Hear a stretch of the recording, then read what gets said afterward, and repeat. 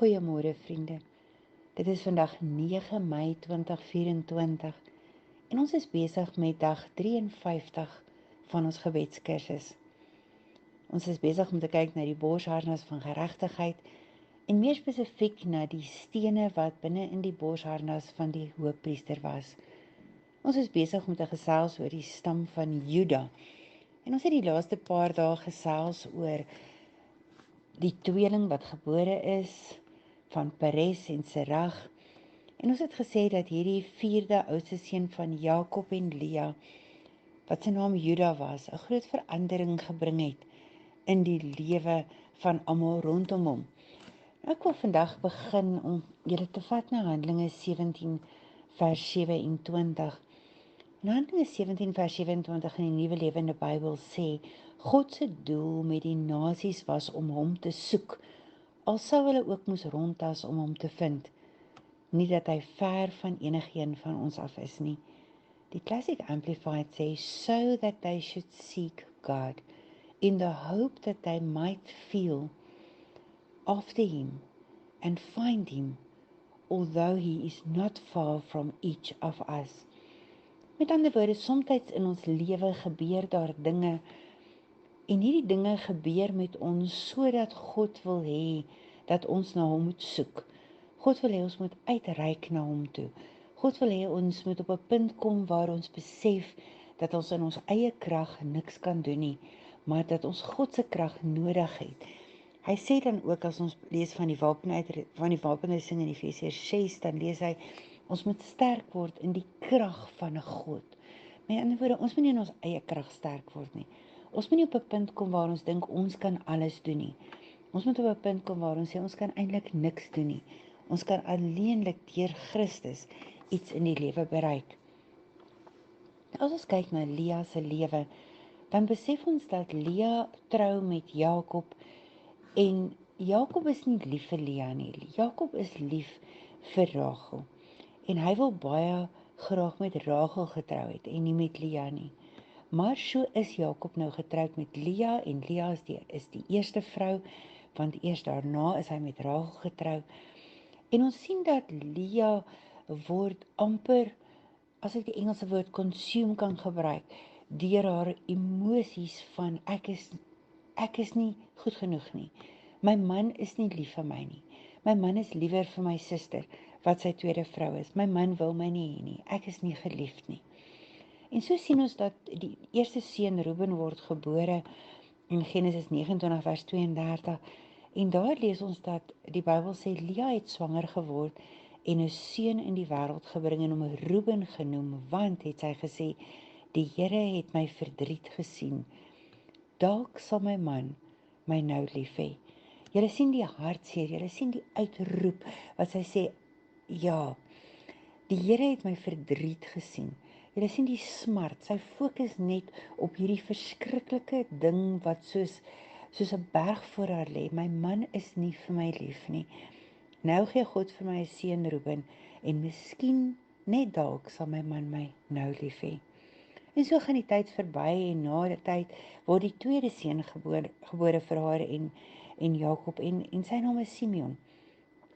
En ons lees in Genesis 29 vers 33 dat die Bybel sê en sy het hom Simeon genoem, want sy het gesê die Here het gehoor dat ek minder geliefd is. Daarom het hy my nog 'n seun gegee. Sy kyk nog steeds vas in haar probleem. Dis nog steeds rondom hierdie ding van my man is nie so lief vir my soos wat hy vir Rachel is nie.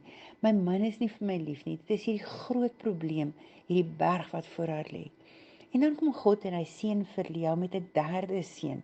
En ons lees dat Levi word gebore. En in Genesis 29 vers 34 sê sy, en sy het hom Levi genoem, want sy het gesê, my man sal nou sekerlik aan my begin geheg raak, omdat ek hom nou al 3 seuns gegee het. Jy sien, al 3 hierdie seuns word gebore, en al 3 kere, al waarop Lea kan fokus, is, my man sal my sekerlik nou begin lief hê. Die Here het gesien dat ek minder gelief is. Sekerlik sal my man nou aan my begin geheg raak.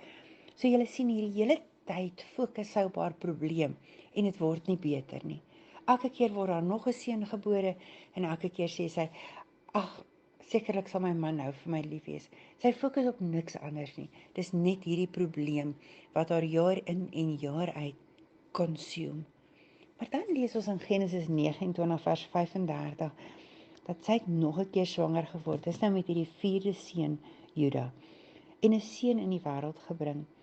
En nou sê die Bybel, en sy het hom Juda genoem, want sy het gesê, nou sal ek die Here prys, en daarna het sy nie meer kinders gehad nie. Sien julle wat gebeur hier? Juda se naam beteken in Engels, prys ye Jehovah.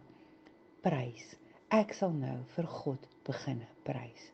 Sien julle wat gebeur hier? Die oomblik toe Lea kom en sy haal haar fokus af van die ding, die probleem wat sy het. Sy haal haar fokus af van die feit dat haar man nie vir haar lief is nie.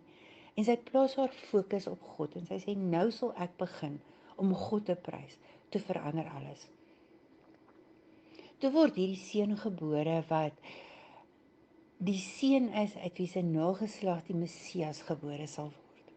Die een uit wie koning Dawid gebore word, die een uit wie Jesus gebore word. Dit word die koninklike lyn van Jakob, hierdie Juda seun. Sy verskuif haar fokus na God toe. Nou kan julle dink, elke keer as sy vir Juda geroep het, het sy gesê, Juda, en dan sê sy, prys jy Jehovah, bring die hoenders in, prys jy Jehovah, kom eet, prys jy Jehovah, maak jou bed op, prys jy Jehovah, gaan haal vir my dit, doen vir my dit. Elke keer as hy Juda se naam uitgeroep het, dan het sy gesê, ek prys nou die Here. Ek fokus nie meer op my probleem nie.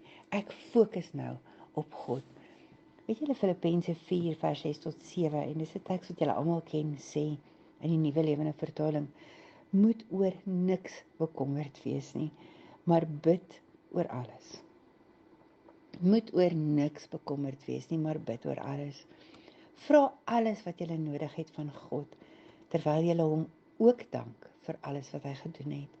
En God se vrede, wat meer is as wat 'n mens kan dink, sal oor julle harte en gedagtes die wag hou, omdat julle aan Christus Jesus verbonde is.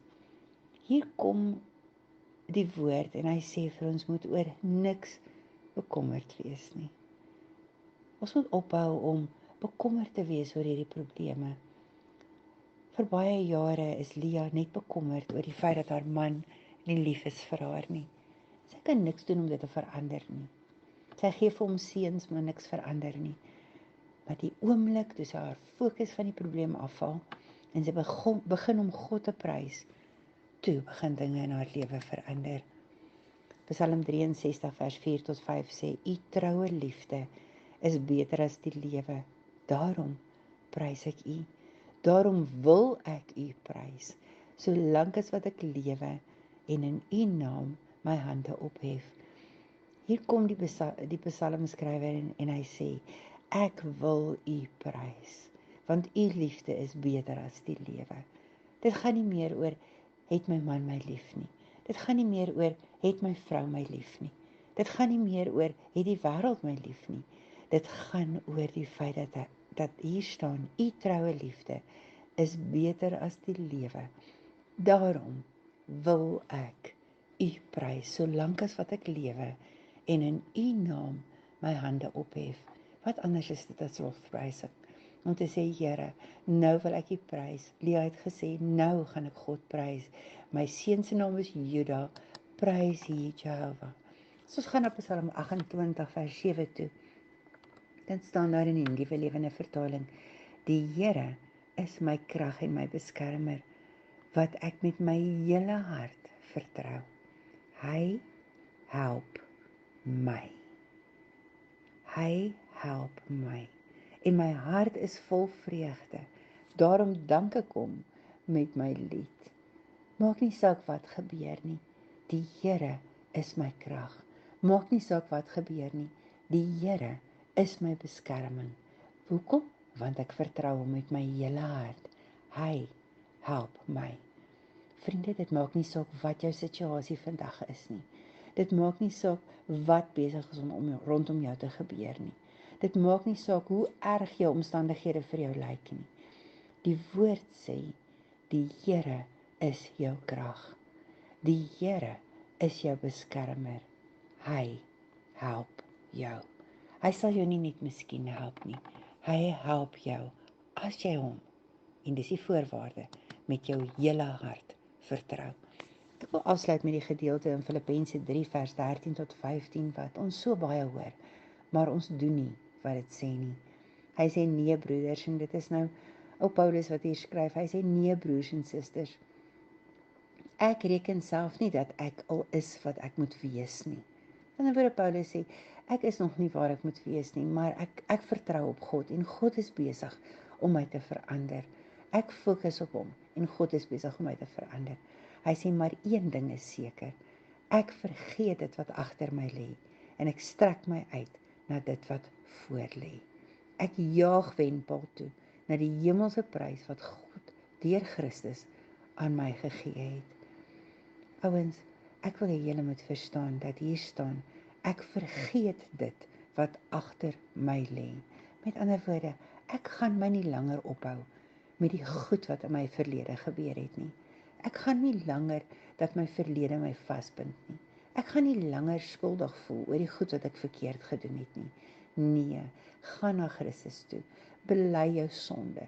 Lê daai pakkie af en draai jou rug op daardie sonde en stap weg. Want Paulus sê, ek vergeet nou wat agter my lê en ek strek my uit na dit wat voor lê. Lea, vergeet nou dit wat agter jou lê. Lea, vergeet nou dat jou man nie vir jou lief is nie. Lea, vergeet nou hierdie verskriklike ding wat in jou lewe is. Kyk vorentoe, vestig jou oë op Jesus en begin om hom te loof en prys. Dan sal jou omstandighede verander.